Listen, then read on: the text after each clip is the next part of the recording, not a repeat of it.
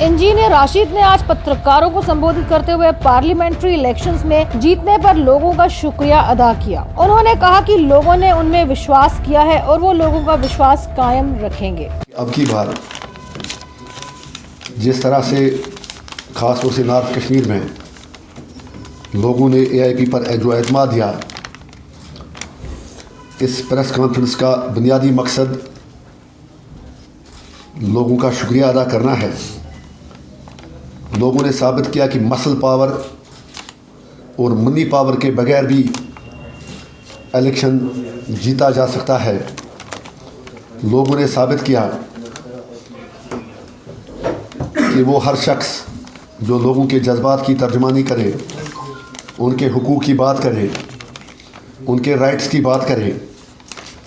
People are always ready to own him. मेरे पास अल्फाज नहीं कि मैं लोगों का शुक्रिया अदा करूं, लेकिन साथ ही साथ मेरे लिए इस इंतखाबी नताइज के हवाले से हर एक के लिए कई अहम मैसेजेस हैं। पहली बात यह है कि शायद मैं ऐसा पहला उम्मीदवार रहा हूँगा इस पूरे पार्लियामेंट इलेक्शन में, पूरे हिंदुस्तान में, कि जिससे लोग हार कर भी मुबारकबाद देते हैं। काउंटिंग ही चल रही थी, जब 7 राउंड्स में हम लीड कर रहे थे तब तो मुबारक का कुछ वजह बनता था, लेकिन तब से आज तक मुझे यकीन है कि जिन लोगों ने इलेक्शन जीता उनको उतनी मुबारकबाद नहीं मिली जितनी मुझे मिली। उसके लिए मैं उन लोगों का भी शुक्रगुजार हूँ, अपने वोटरों का तो हूँ ही। But this parliamentary election has given very important messages to stakeholders and I will like to put my perspective with that. पहले मैं फिगर सही करना चाहूँगा। NC तो जीत गई, लेकिन कुछ मेरे ख्याल में जो नंबर 2 और नंबर 3 की नॉर्थ कश्मीर से, कोई कहता था 1000 वोट हम PC से पीछे हैं, कोई कहता था 2000। तो एक्चुअल फिगर यह है कि 1,02,618 PC को मिला है और 1,02,158 हमें मिला है। 460 वोटों का फ़र्क है। मुझे सिर्फ रिकॉर्ड ठीक करने के लिए मैंने बताया। Now coming to the point,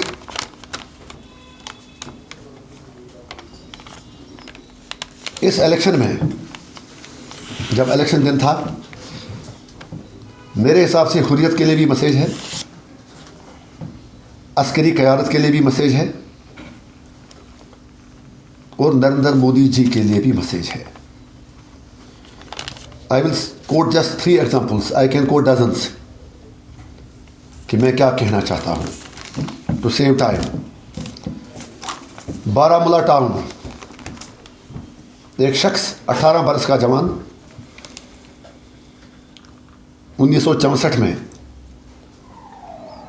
Ghulam Qadir गांधरबली साहब कोई हुआ करते थे, उनके दौर में उन पर तशद्दुद किया जाता है, 3rd डिग्री टॉर्चर किया जाता है, दिसंबर की सर्द हवाओं में घसीटा जाता है, फिर सरहद के उस पार जला वतन किया जाता है। वहाँ से दहाइयाँ गुजारने के बाद जब वो शख्स यहाँ वापस आता है तो आज 80-85 साल का बूढ़ा, वो शख्स जो कई किताबें लिख चुका है, बड़े अवार्ड्स हासिल किए हैं, जब यहाँ कोई तहरीक नहीं थी तब जुर्म बेगुनाही की पादाश में सरहद के उस तरफ धकेल दिया गया, और आज की तारीख में वो शख्स बारामूला में अपने घर में निकलकर 11 अप्रैल के दिन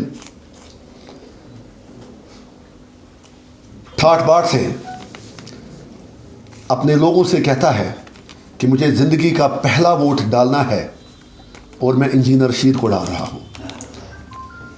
किसी में हिम्मत है कि वो उसको फतवा दे गद्दारी का? जिस शख्स ने 1964 में, मैं उसके बाद कई बरस बाद मेरा जन्म हुआ है, जिसने तब इस तहरीक को ज़िंदा रखा और जिसे सर्द हवाओं में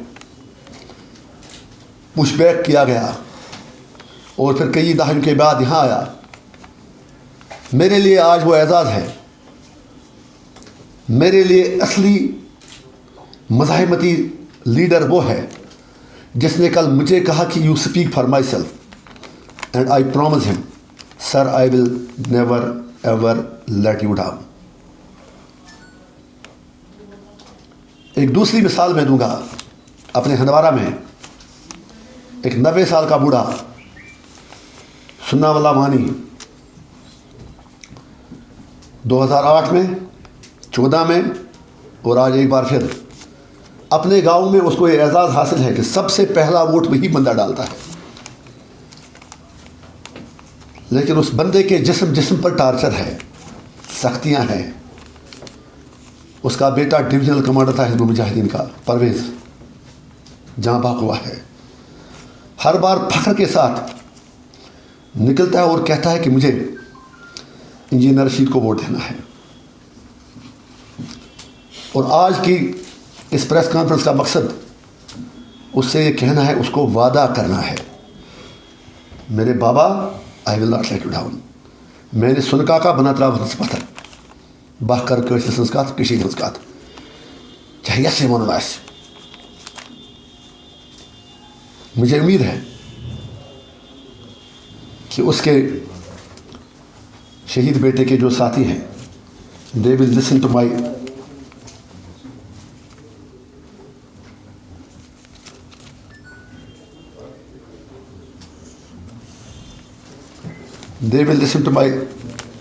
वॉइस ऑफ माई कॉन्शियंस। और सबसे बड़ी मैसेज आज के इलेक्शन में प्राइम मिनिस्टर नरेंद्र मोदी के लिए है। मैं कहता महबा मुफ्ती उमर अब्दुल्ला और सजाद नून साहब के लिए है। उन्हें कहना न कहना एक ही बात है। तमो कसम कोलमुत न बोलनुक न वुचनुक न करनुक, तमो पाई दिल वल यसन ती गस। सबसे बड़ी मैसेज मेरे इलेक्शन में नॉर्थ कश्मीर से फौज के लिए है, अर्नब गोस्वामी के लिए है, राहुल शिवशंकर के लिए है, इंडिया टुडे के लिए है, बरखा दत्त के लिए है, नेशनल मीडिया के लिए है, राजदीप देसाई के लिए है, फौज, आईबी, एनआईए और बाकी एजेंसियों के लिए है। मैं कोई कंपैरिजन नहीं कर रहा हूँ। मेरा 1 लाख वोट और बीजेपी का करोड़ों का vote, there is no comparison. I am a very small person. जो आपका पोस्टल वोट था उसका भी ज़रा हाल देख लीजिए। आप तो कहते हैं कि फौज देश के लिए मरती है, देश के लिए लड़ती है। आप तो कहते हैं कि फौज की इंटेग्रिटी पर, ऑनेस्टी पर में कोई डाउट नहीं, होना भी नहीं चाहिए। आपने सारी इलेक्शन की लड़ाई उन्हीं की लाशों पे लड़ी, चाहे कांग्रेस थी, बीजेपी थी। लेकिन क्या वजह है?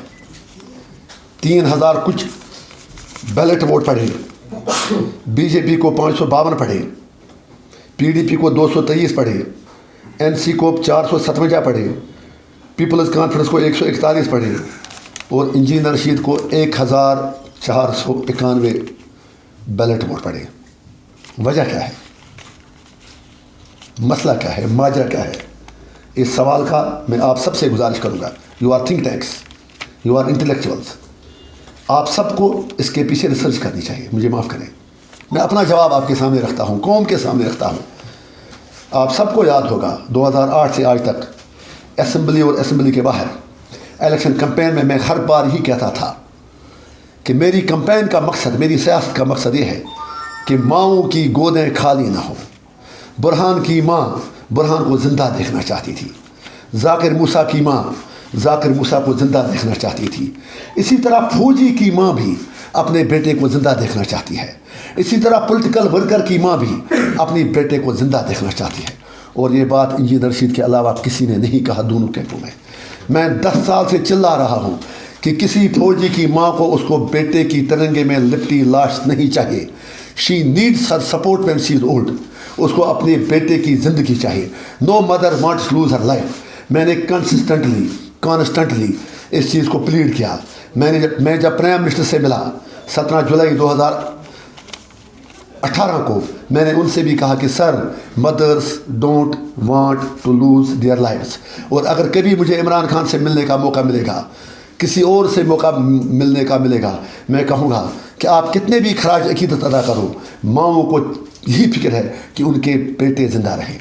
और इंजीनियर रशीद कहता है कि आर पार लोगों से पूछा जाए कि कश्मीर का मसला कैसे हल हो ताकि फौजी के घर में लाश न पहुँचे।